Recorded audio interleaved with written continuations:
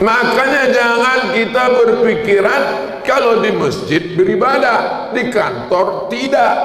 Kalau waktu sholat ibadah, waktu membuat laporan tidak. Akhirnya orang di masjid sangat jujur, tapi di kantor sangat kufur. Aneh manusianya. Saking sibuknya cari makan sampai tak sempat makan. Banyak sekarang perempuan bersolek bukan untuk lakinya tapi untuk laki orang. Kalau di depan laki orang macam bidadari turun dari pokok jengkol. Tapi kalau untuk lakinya di rumah,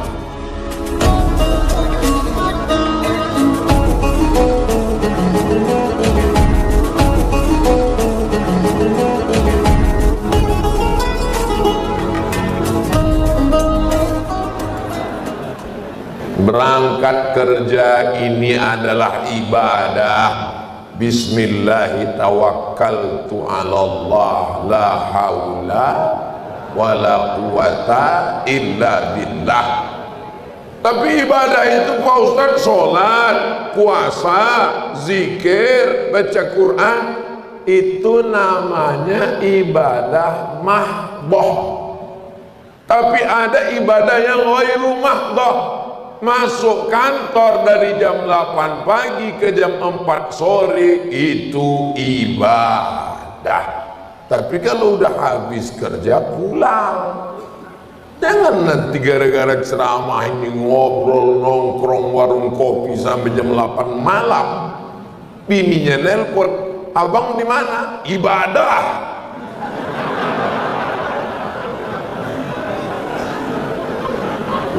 Aku juga yang salah. Ibadah. Makanya jangan kita berpikiran kalau di masjid beribadah, di kantor tidak.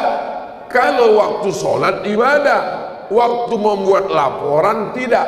Akhirnya orang di masjid sangat jujur, tapi di kantor sangat kufur.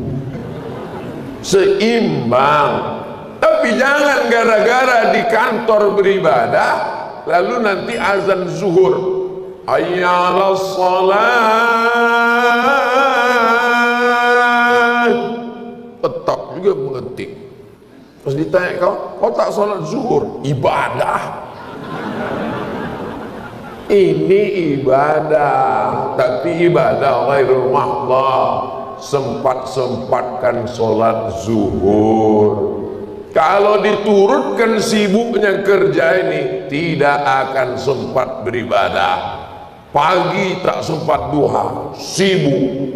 Apalagi orang di kota-kota besar, belum lagi matahari terbit sudah berangkat, belum azan subuh sudah berangkat dari rumah.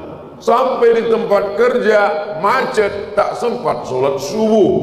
Zuhur rapat, asar meeting, jam 5 sore keluar kantor mau berangkat ke rumah, maghrib tinggal, sampai di rumah lelah, letih, lesu, letoy, loyo, lunglai.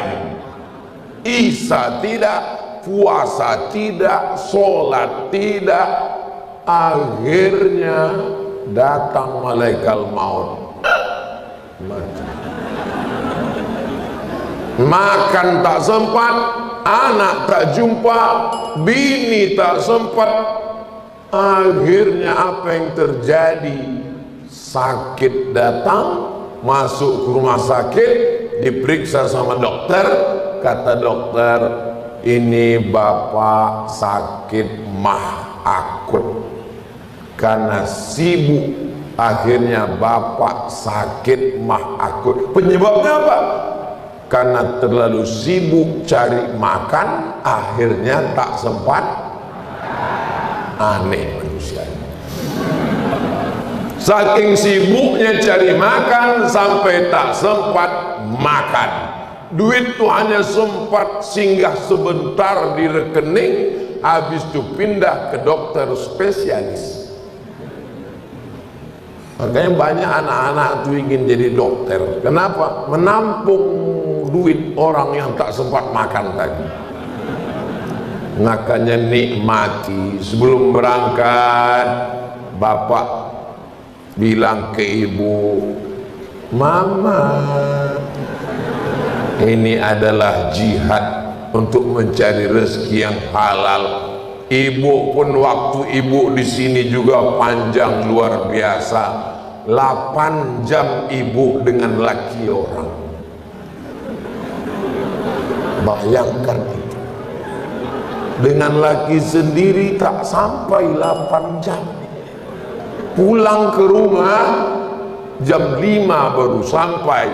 Sibuk itu ini, mandi segala macam, habis sholat maghrib jam 7. 8, 9, 10, hanya 3 jam dengan laki sendiri.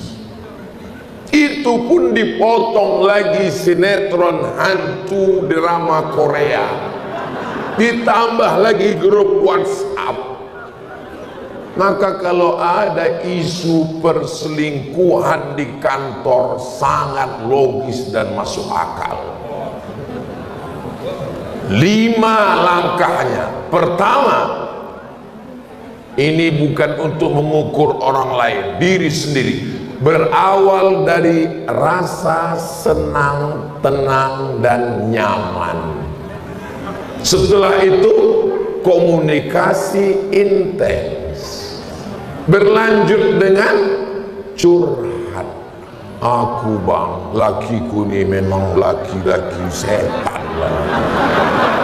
Udah aku kerja membesarkan anak, salah juga aku lagi."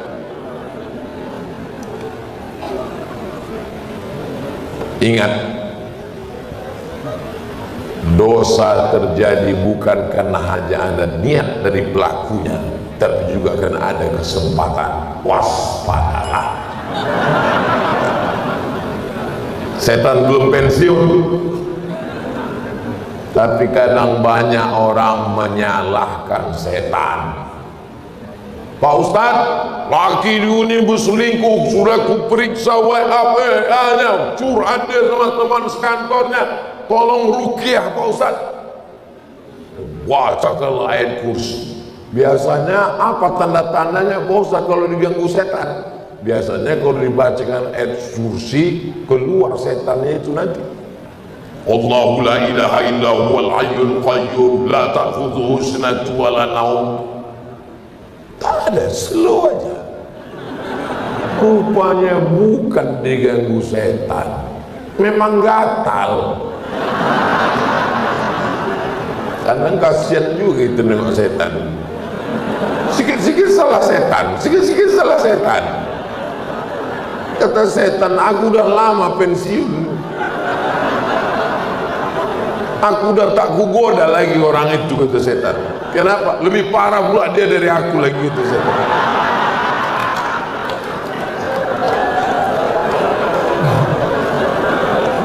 Jadi memang, tapi jangan gara-gara ceramah ini besok semuanya mengajukan pensiun dini. Saya tidak mau begitu. Saya mau ibu tetap bekerja dengan baik.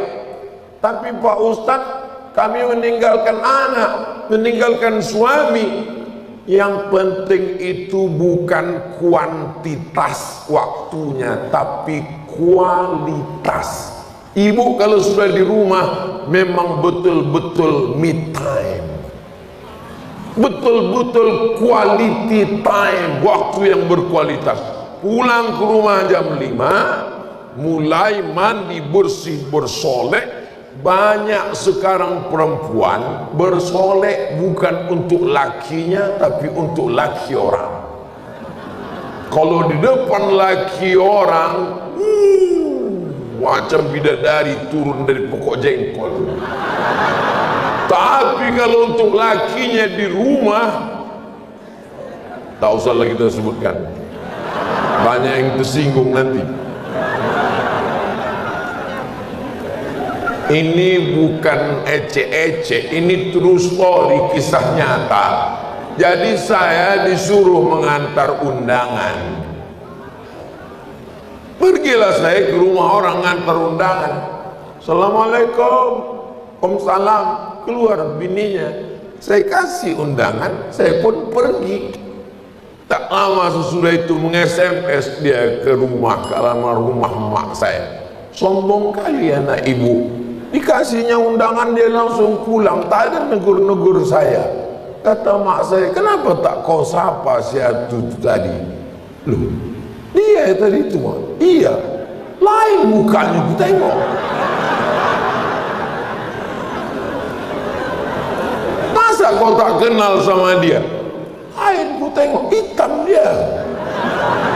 Kenapa selama ini putih? Banyak sekarang orang mukanya putih, tangan hitam. Yang pula gara-gara ini ibu langsung memasukkan tangan ke jilbab. Saya nih dari tadi mana ada memandang ke sini, ke sana terus saya memandang.